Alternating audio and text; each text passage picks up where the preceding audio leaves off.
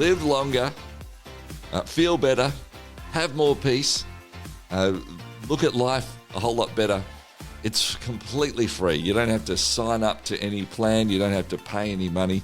Sounds like too good a true offer, doesn't it? But it's actually been something that's been around for thousands of years as we read in the Bible. But Dr. Dick Tibbits has really crystallized it for our current culture in his book, Forgive to Live, How Forgiveness Can Save Your Life, backed up by medical research that shows how your blood pressure can go down and you live better.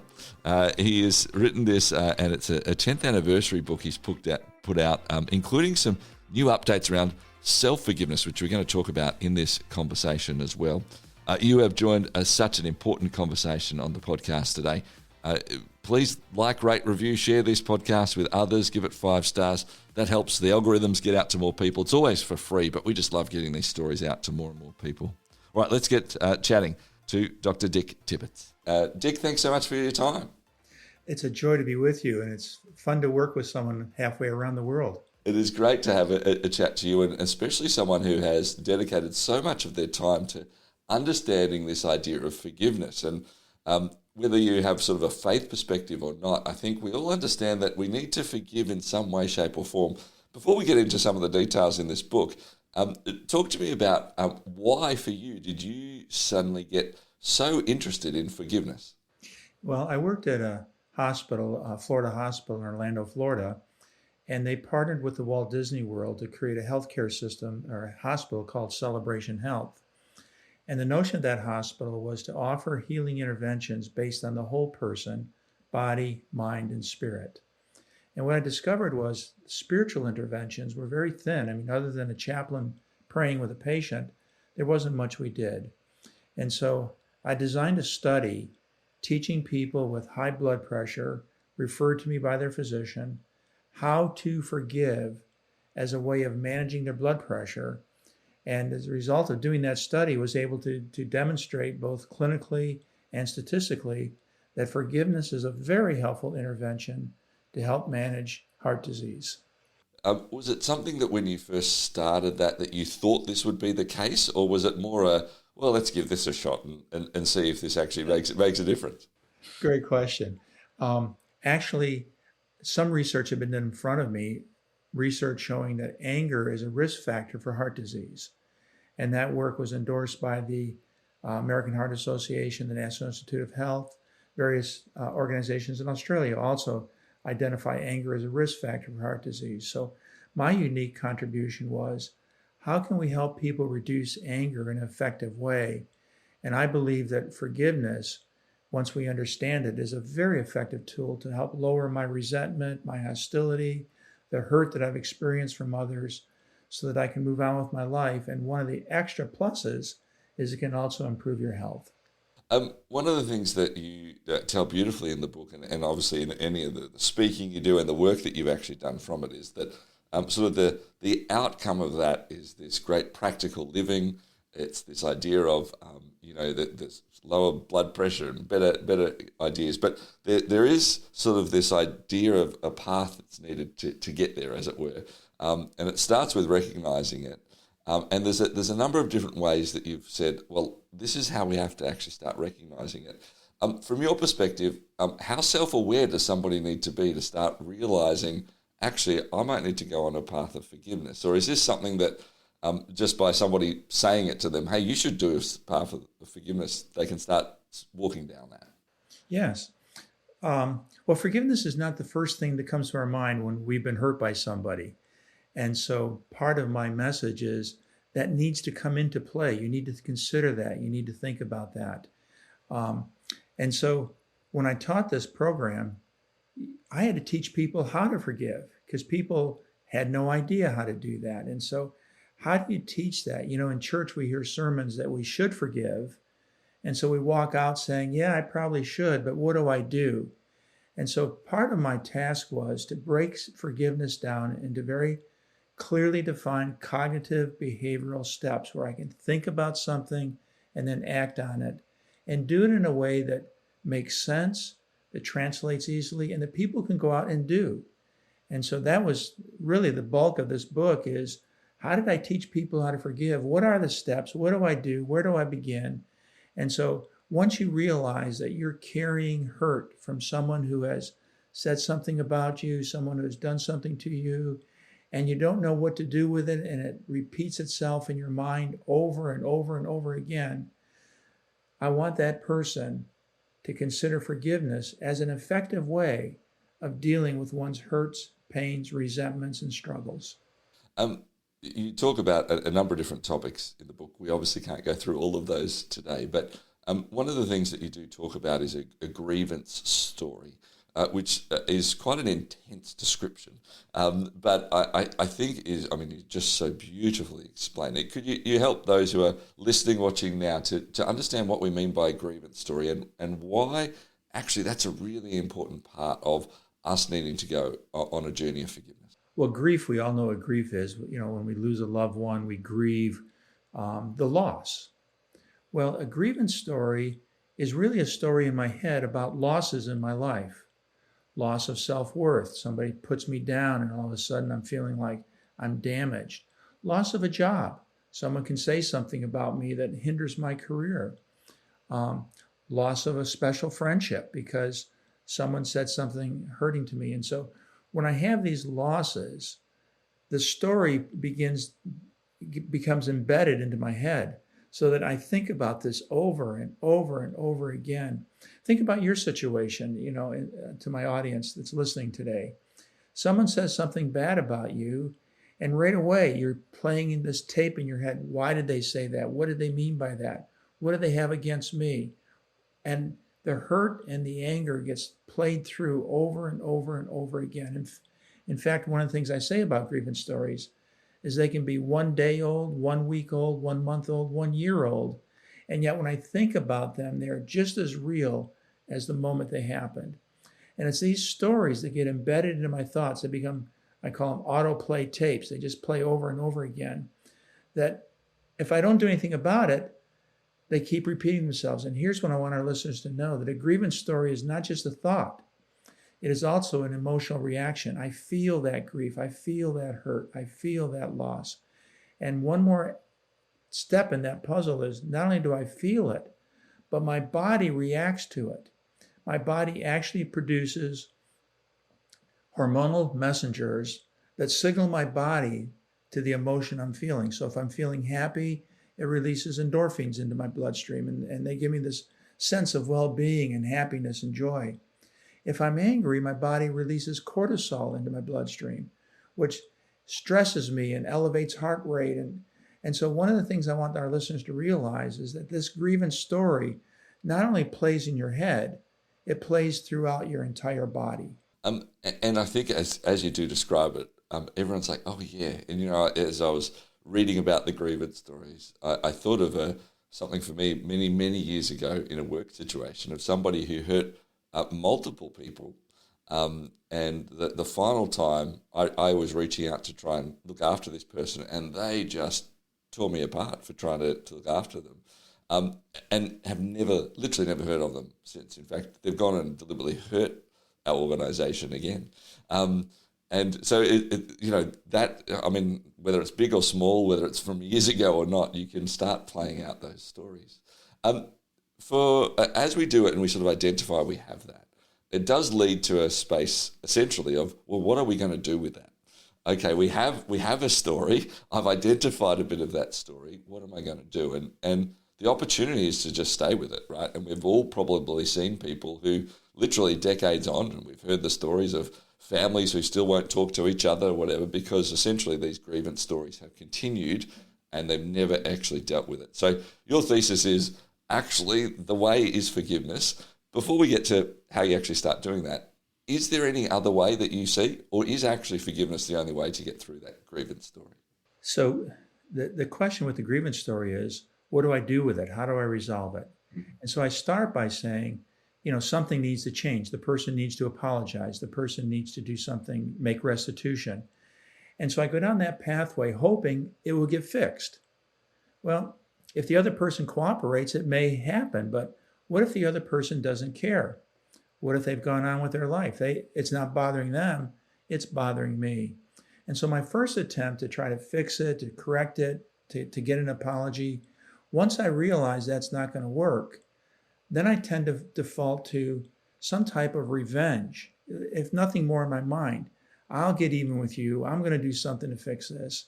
So I go from hoping they will do something and then realizing that's not going to happen to I'm going to do something. I'm going to get even. I'm going to make things balance. I'm going to bring justice to this. And then I find that that's often more difficult, more complicated, probably not going to work. I don't have the leverage. I don't have the position to do that.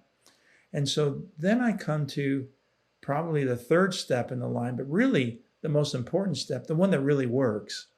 And that is, I need to apply forgiveness to this. And the reason for that is, I'm the one that's being hurt. I'm the one that's suffering. I'm the one that's carrying this. And I have to find an effective way of letting it go. And forgiveness, and we'll get into defining that in a little bit, but forgiveness is a way of letting it go. Forgiveness is a way of redefining it. Forgiveness is a way of resolving it for me so that I can move on with my life. Because without that, the story plays on, the problems continue, and I am stuck. I am really the consequence of someone else's action towards me, or as we like to say, I become the victim of someone else's behavior towards me. And forgiveness is the way I move from victim to victor. And as you understand that and as you practice that, you will experience that success. How do we be careful in that space? As I was going through the book, I did think about this idea that there is, we don't want to stay in a victim mentality, but there are times where we are a victim of something. And so we have to sort of understand the difference of those, I suppose, as well, that, at times, things happen to us. The world is not perfect. Bad things are going to occur. So is there a way to actually move from, and I'm thinking of especially of people who've gone through really terrible things, to go from to be okay to be a victim, but not live in a victim mentality? Yeah. So I can't stop being a victim. Somebody's going to do something to me. I'm going to be hurt. I wish I could say that happened once in my life and it was done, but it happens over and over and over again. So, and for some people, their victimization is deep: childhood abuse, sexual abuse, betrayal and infidelity in a marriage, loss of a job and being fired for something that somebody did toward me or said about me that had nothing to do with what I did. So I'm clearly experiencing victimization from others. However, I now have to make a choice. Will I live my life as a victim, playing that tape over and over again, or will I learn from that situation and find a way out? So I hear stories all the time. In fact, my own personal story mirrors that, where I'll give a quick example. I was working in an institution. I was there for a decade, doing well, working hard, progressing through, promotions. And then all of a sudden, I'm fired. I'm laid off. That's it. Well, I'm at mid-age. I didn't know what opportunities I would have, what chances I would have. There was no jobs waiting for me. And I simply stayed at home for a while and lived in my victimization. Got depressed, didn't eat right, didn't exercise right. My social life tanked because all my friends were at work and they had to stay in work context, and I was out of context of that. It was a terrible experience. I thought in my head all kinds of ways of getting back at the person who fired me, all the things that we talked about in the grievance story. Eventually, and it took months, eventually I got a job working in another institution, lower level job, paying less, but at least it was work. But you know what? If I hadn't gone to that new place, I would have never written the book on forgiveness. I would have never had a chance to do something that my other job never created for me. I would have never been challenged to think of a spiritual intervention and whole person health. So in looking back, my life was blessed because of that.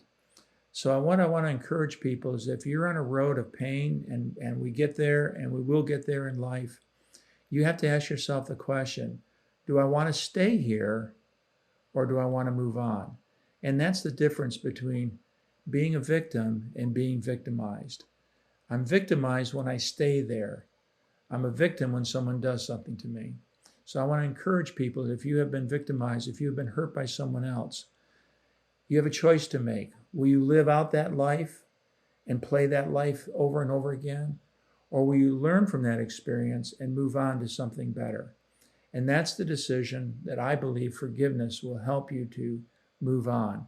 But it's a choice you have to make, and it's a choice you have to make when you're ready to make it. I was hurting for months. I wasn't ready to make that choice, but eventually, you don't get a paycheck long enough and reality starts to set in. Eventually you realize I'm the only one that's suffering. Everyone else is working and moving on with their life. I need to do something, and I need to figure out how to get from here to there. And forgiveness was that concept that really moved me, and I trust that it'll move you as a listener in this audience.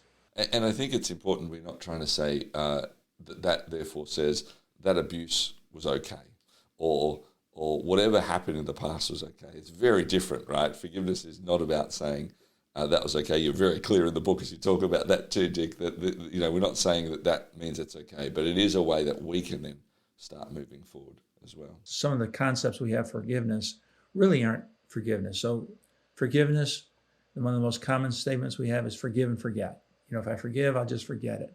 No, forgiveness is not forgetting. Forgiveness is remembering in a different way. Well, if we forgive someone, we got to get back together. We got to like that person again. Well, forgiveness is not condoning. If somebody did something bad to me, the fact that I have to forgive it means that something bad was done. I don't forgive happy things. So the fact that forgiveness comes into play tells me that something wrong happened. And finally, forgiveness isn't necessarily reconciliation. People think, well, if I forgive, we got to be friends again. Not necessarily. So I like to say, I say this in my book, that while forgiveness is free, trust must be earned. Forgiveness and trust are two different things. I can forgive someone and still not trust them, still need boundaries in place. And that's okay. Forgiveness doesn't mean, oh, you hurt me, but that's okay. We're best friends. It doesn't matter. It's interesting. I've actually, I referenced an example before, and I've had some others as well, where I've had to go through a path of forgiveness of things I realized I was holding on to for people. I haven't spoken to them again. Like they're other countries, they're other places, but there was a need for me to actually be free of that, and to actually say, well, I'm going to forgive them for some of the things they did, and at one point it was even, I'm going to even forgive them just for being human and the fact that they screw up. But I needed to go down that path because I was the one that was hurting because of that. So I think that's certainly something that can happen and can occur. It does happen, Clayton. I like to say it this way. When I forgive, I let myself off the hook. You see, one of the reasons I don't want to forgive is because I don't want to let them off the hook. I want to continue to let them be punished. I want them. But the truth is, the only one suffering is me. And so forgiveness is not about letting them off the hook. They're going to do what they're going to do. I'm not responsible for their life. But I've got to let myself off the hook. I've got to forgive so that I'm not retaining the anger and the hurt, so that I can move on and say, what can I learn from this? How can I do things differently? Who else out there in this world can I connect with that can be helpful with me? And forgiveness is a way of reducing that noise, that grievance story, so that I can be thinking in a different way. And that's part of what forgiveness is we'll get into. How do I reframe the situation? How do I see it differently so that I'm not trapped by it, but I become stronger through it so that I can move on? We're going to be talking more about what forgiveness is, how we do that. I also want to ask Dr. Dick Tibbits, the author of this book, Forgive to Live, How Forgiveness Can Save Your Life, around, in Australian and New Zealand context, we're all about resilience and pushing through and things like that. So what does it mean for us? And how should that be playing out for us as well? That's on the way next here on Towards Understanding. Share your brand, your event, your message across 90 Christian radio stations and major cities in Australia and New Zealand by sponsoring Towards Understanding, hosted by Clayton Bielen. More than 210,000 people tune into Towards Understanding each week, and with just one sponsorship, you'll reach this immense engaged audience. Find out more about this exciting and unique opportunity now on the sponsorship page at positivemedia.com.au. Dick, let's talk, first of all, if I could, with the question I sort of left us with just a few moments ago, which is around really this sort of identity that we have here in Australia and New Zealand, or a lot of Australians and New Zealanders do, which is, we're tough, we're resilient, we can sort of get through anything, the harsh environments, and often that plays out. And I suppose I'm especially thinking of the male culture as well, that, the best way to deal with things is just put things down, don't think about them, and move on. That seems to be the opposite of forgiveness, or dealing with that, and especially as what's going to help for us. Have you, in your research and in your discussions, found that different cultures do need to actually apply forgiveness different ways, or is it pretty universal? So I think there is a difference of cultures and approach. So you talk about the stiff upper lip, the grit it and bear it and move on. And that's different in other cultures, which are much more relational oriented and much more aware of how I'm affecting you and you're affecting me, teamwork, etc. But what I tell people is if that resilience is working for you, that's fine. There are times in my life when I couldn't deal with it. I had to keep moving on. I had to keep getting things done. But here's the problem. I'm really not resolving things. I'm just pushing them to the back burner so that I can stay focused on the things I need to get done. And eventually that back burner gets hotter and hotter. And the way I know that is I react more quickly to situations. Things bother me more quickly.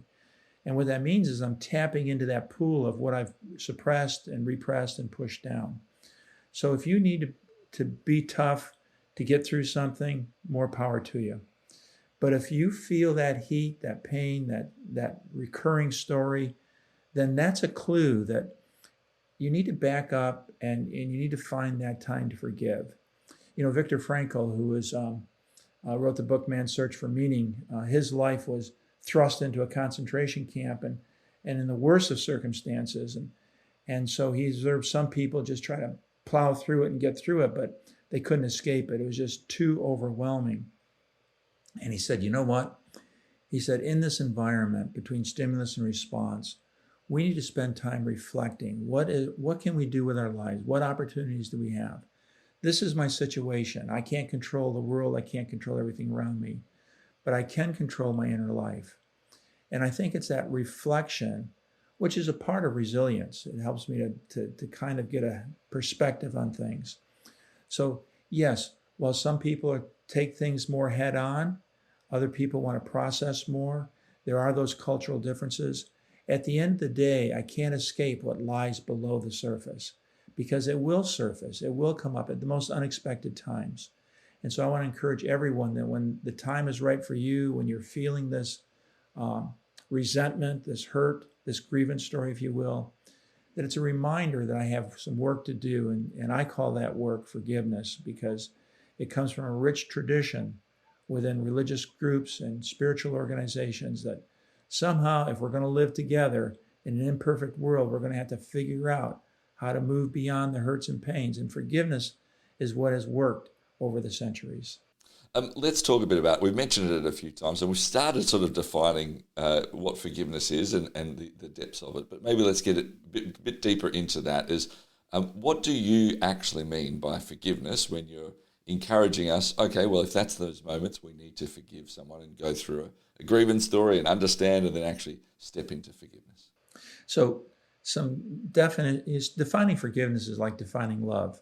You kind of get it, but it's hard to do. So I'm going to give you some things that help you to get it. So at the bottom level, I define forgiveness as giving up my right to hurt you for the hurt you've done for me so that my hurt can come to an end. I have to give it up because if I don't, then I hold on to it and I hold on to my anger and my resentment. So in one way, it's just simply giving up my right to hurt you for hurting me.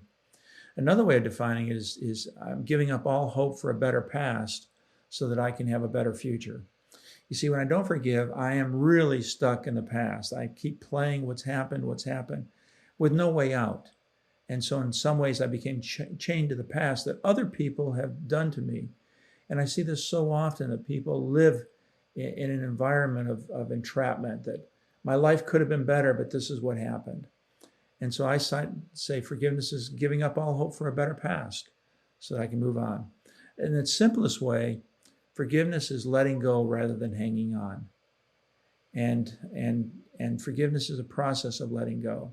And that's where the definition of the practical application of forgiveness comes into play. Because what I'm holding on to is my thoughts and my memories. And that's what shapes my past, and that's what also influences my future.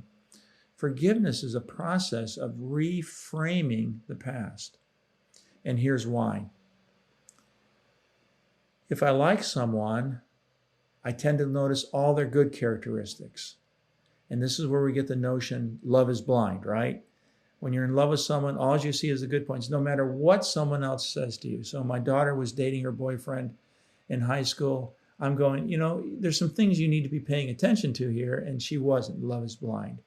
Well, the corollary to that is just as true. Anger is equally as blind. So when I'm upset at someone, all I see is their bad points. That's how someone's best friend can become their worst enemy, simply by what I focus on. The person's the same person. They didn't change. What I'm focusing on changes. I see this in marriages all the time. We're in love, now we can't stand each other. What changed?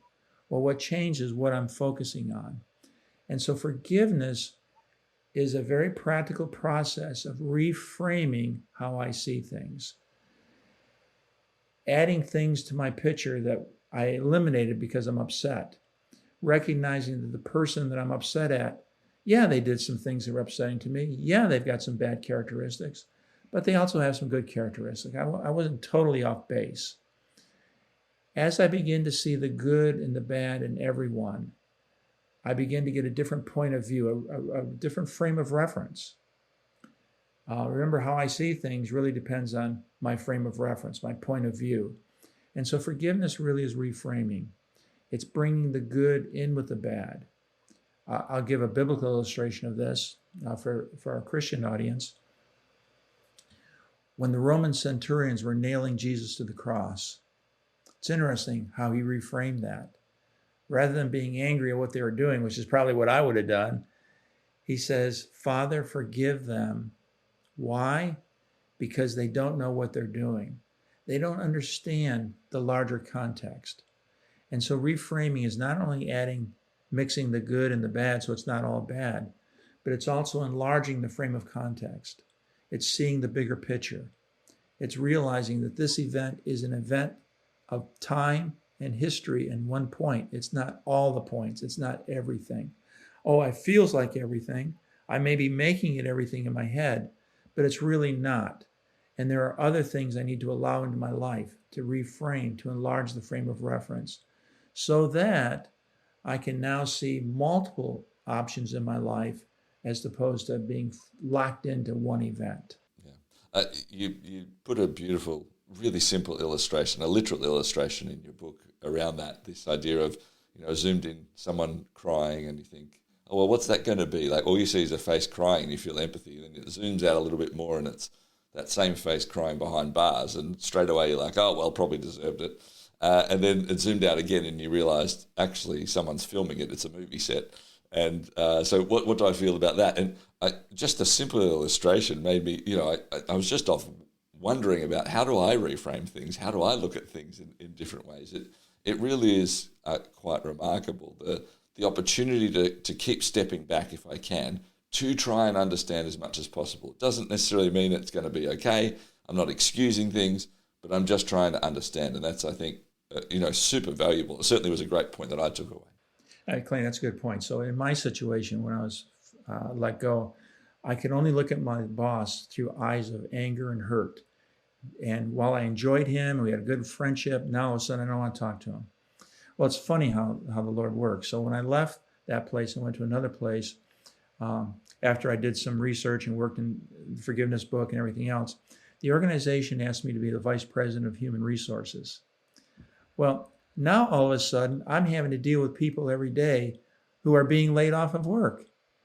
And for one reason or another, this had 14,000 employees, so every day something's going to happen to someone. And all of a sudden I realized that my experience had a purpose. I didn't understand it at the time, but now it made sense to me. And so I encourage people who are just overwhelmed and confused to realize that there is a purpose for your life, and you may not understand it now, but it will emerge as you reframe, as you look at it. And so I began to see that I can help people who are going through a very significant, terrible situation, to help them to see that, you know what, this doesn't define you. This doesn't make you a bad person. This may be nothing more than a conflict between you and your boss. Don't overread it. Don't let it dominate your life. I know, I've been there. And so I'm sharing with you out of my experience that right now you're probably not ready to forgive at all. You got to go through the grieving process. Remember the Kubler-Ross grieving process of shock and anger and all of that. You've got to go through that. That's understandable. But don't forget that you have an option to forgive and to find a new pathway to move on. Father, forgive them, for they don't know what they're doing. Yeah. And this might be framed wrongly, Dick, so please forgive me if that's the case. But as you described forgiveness there's a part of, as you described, what we needed to sort of let go of. Okay, I'm going to let go of hurting them, even though probably they deserved it. These sorts of various things that you just described. There feels like, and this might be the wrong wording, but I'm wanting to deliberately push into it. It feels like I have to let go of justice, or at least what my version of justice is, to be able to get there. Is that a fair description, or am I overplaying that a bit too much? So no, forgiveness doesn't negate justice. What forgiveness does is, number one, I may never be able to get justice. And so does that mean I stay the victim of an unjust act? Or do I recognize I live in an imperfect world and justice doesn't always work out perfectly? So if someone fired me unjustly and I have a case, I can go to labor law and appeal it. I can go to HR and say, I think it was wrong. I'd like to have another consideration. And sometimes that works. So justice does play out. In fact, not sometimes, but the majority of times. But I want to be clear, it doesn't always play out. There are unjust things that are done in an imperfect world, and I cannot correct it. And so now I've got to say, do I let go of that and so that I can move on, or do I keep rehearsing other ways? So there is a place for the judicial system. There is a place to seek out justice, and I encourage people who have been victims of someone else's behavior to do that. That's not negating forgiveness. But forgiveness comes into play when justice doesn't come into play. And what do I do then? You know, we use the illustration of Christ on the cross. That was an unjust act. And we all recognize that as an unjust act. But there was no way it was going to be corrected at that time and at that place. I see parents, an organization, Mothers Against Drunk Drivers, for example. These are parents who lost their children to a drunk driver. And they've played out the judicial system. And the judicial system is not going to lock them into jail for the rest of their lives. They're not going to execute them because they were drunk and they made a stupid decision and had bad consequences. So I encourage, and I've encouraged a number of mothers who have had lost childhood to that, to say, do something about it. Advocate for it. Help other parents who have been through it. Be a voice. You have an opportunity here. Terrible experience. And you can either live your life bitter about that person who did that stupid, drunken thing and destroyed my life and feel powerless because I've already gone as far as the judicial system will take me, or I can go a step further and I can help. I can use my experience to help others. And forgiveness is a process that allows me to do that because I'm reframing the situation. I'm moving out of my victimization. I'm recognizing that life isn't fair.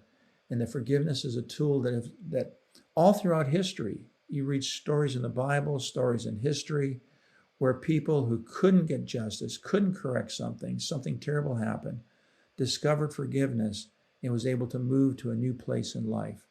And I think that's what forgiveness does. So it doesn't negate justice. It doesn't force me into a relationship that would be unproductive and hurtful. But it doesn't leave me trapped in the victimization and in the grievance story that was created by someone else's action towards me. It's interesting. We have an example here in Australia that last year was, headline news as one gentleman forgave exactly that scenario, a drunk driver who taken 3 of his kids and one of his nieces, nephews, and went through a story of forgiveness. Actually, now goes and meets with this person in jail. They've come to a faith in Jesus as well. Since from this and this, deserve to be in jail for forever and is not trying to get out anytime soon, sort of thing. But there is a remarkable choice that said, I can't live in this bitterness. I have to forgive. It's a live example for us that has been played out in the very public media here in Australia, which has been a wonderful example of that, and shocking in all the good ways in that sense too. Yeah. Dick, we're running out of time, but a couple of questions I do want to ask as we go. Faith is a huge part, and a Christian faith is a part of your life. We've referenced that a few times. It's not.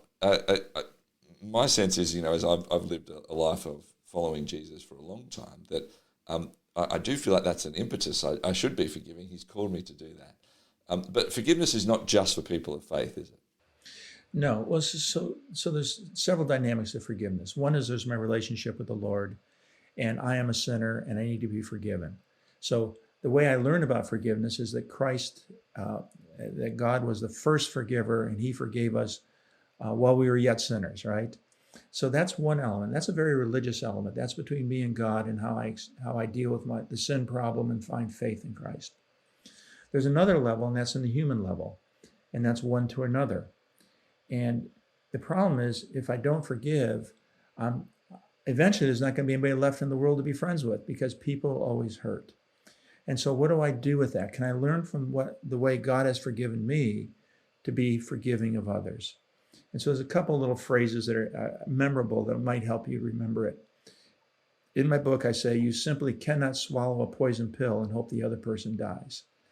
So holding on to my anger is not going to work. It's only hurting me. It's not hurting them. God recognized that in his relationship with me. If he held my sins against me, then he's not a loving God, and I'm not a forgiven person. So it's very important. And finally, I would say this, that I forgive because it is healthy for me. It really is. It's the only antidote to set me free. I share a story in the book of 2 prisoners from Vietnam who came to the Vietnam Memorial, and they were both POWs. And both of them experienced bitter torture, a terrible place to be through no fault of their own. And one prisoner says to the other, "Have you forgiven your captors yet?" And the other one responds, "No, never. I will never, ever forgive them for what they've done." And his friend turns back to him and says these words, "Then I guess they still have you prisoner, don't they?" You see, when I don't forgive, I'm imprisoned by the hurts and the injustices and the things that were done to me with no way out, because I live in a sinful world that these things happen. Forgiveness is the way out. It's the way out spiritually in my relationship with Christ. It's the way out relationally in my experience with others. Interesting, I'll end with this.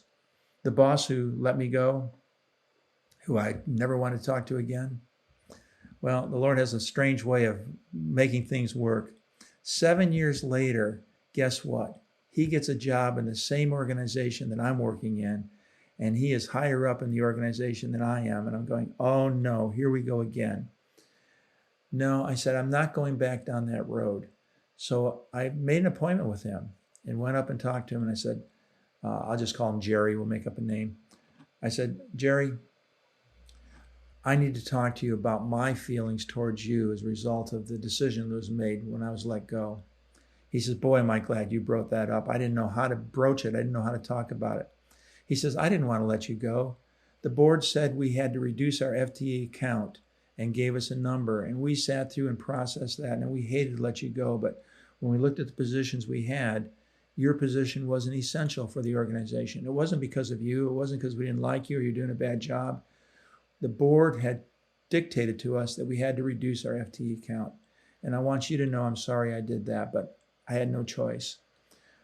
Well, that reframed the situation, didn't it? I thought he had something against me. He fired me because he didn't like me, or I knew I was doing my job, so it wasn't that. That conversation reframed things, and we were able to move from that point on and work together. So While forgiveness doesn't always create that kind of unity, I've already said that, it can. And it does create the opportunity. And without forgiveness, there is no opportunity to rebuild a relationship. So forgiveness doesn't require that, but it does create the opportunity. And that gentleman and I rebuilt our trust together and worked together successfully until we both retired. Dick, we've gone over time, but I'm going to ask a quick, small question about an addition in your book, if that's okay. You talk about, and in the 10th anniversary one, we talk a bit more around self-forgiveness. And this sort of idea that sometimes we hurt ourselves and we need to forgive ourselves. The intent, I think, of this is not to say, to excuse bad behaviour, but there is an aspect of what does self-forgiveness mean, and especially if we have done different things. And maybe it's fine to just quickly summarise and wrap up. Is the path massively different to the forgiveness of others that we've talked about, or is there a nuance that we do need to look at? I think it's significantly different, but the pathway is similar. So let me explain. Interesting enough, the Bible never speaks about self-forgiveness. It assumes that if God has forgiven you, you are forgiven. That's a pretty good assumption. So if I'm not forgiving myself when God forgives me, then what's going on? And what I've discovered is that most lack of self-forgiveness is really about low self-worth. I don't feel good about myself. I've been given the message over and over again from childhood up that you're not smart, you're not capable, you're not good, you're dumb, whatever it is. And so I quickly turn to problems must be my fault. And thus I'm blaming myself constantly for this and that and the other thing. And so self-forgiveness is really about two things. One is recognizing that there is nothing that I have done that God can't forgive. And I need to believe that and claim that so that I can be lifted up by his power. But the other thing I need to realize is a lot of my guilt and a lot of my low esteem is coming from low self-worth. And I need to realize that I'm not leftover genetics. I'm not bad material. I'm a child of God. And as such, I have a purpose in life. As such, I have a meaning in life. And so I need to be forgiving myself so that I'm not capped and pushed down. And thus, once I realize that, then the process of forgiveness becomes very similar. I'm holding on to a grievance story that I'm no good and that other people have told me no good and that I resent that. Well, I need to reframe that. Who told me I was no good? Why did they tell me that? Has anyone ever told me I had possibilities? Why are they telling me that? Everyone isn't saying I'm bad. It's just I'm listening to those voices louder. Who told me I'm a good person? Do I have a friend that's told me that? Do I have a teacher that told me that? Did I have a classmate? Start reframing that picture and start letting go of the negative messages, the bad messages, the poison pills, if you will, and to say, I have more to offer than that. And I am forgiven, and therefore I don't need to live there. Remember, forgiveness is about setting me free. It's about letting me go. It's about letting me move on. It's about disconnecting me from the past that's held me back. It's really, in religious terms, it's the conversion story. I am forgiven, and my life now has new meaning and purpose. So yes, self-forgiveness is different because it's overlaid with low self-worth. But in some ways, it's the same journey, only I've got to forgive myself. It becomes more complicated because I know what I've done, and I know that it's bad. And so I can't, maybe they didn't know that they did this to me. I know. But there's a lot that I'm forgetting, that I'm not putting into my knowing about how God sees me, how others see me, that is different than how I see myself. Reframing the journey of forgiveness. Yes. Dr. Dick Tibbits is the author of the book Forgive to Live, How Forgiveness Can Save Your Life. It's the 10th anniversary edition. You've been the forgiveness guy for a while. It's a pretty cool name, Dick, to be called like that. I'm guessing, as you've been open as well, that there's always going to be opportunities for you to keep forgiving, especially when you're talking about it so much. So thank you for your vulnerability and sharing some of your stories as well, and for chatting to us today on Towards Understanding. Thank you, Clayton. It was a joy, and more than a joy, I'm hoping it's a blessing to those who heard, and that they will consider forgiveness. It's free. It doesn't cost you anything. And if you need help forgiving, get the help, talk to someone, read my book, whatever you need to do.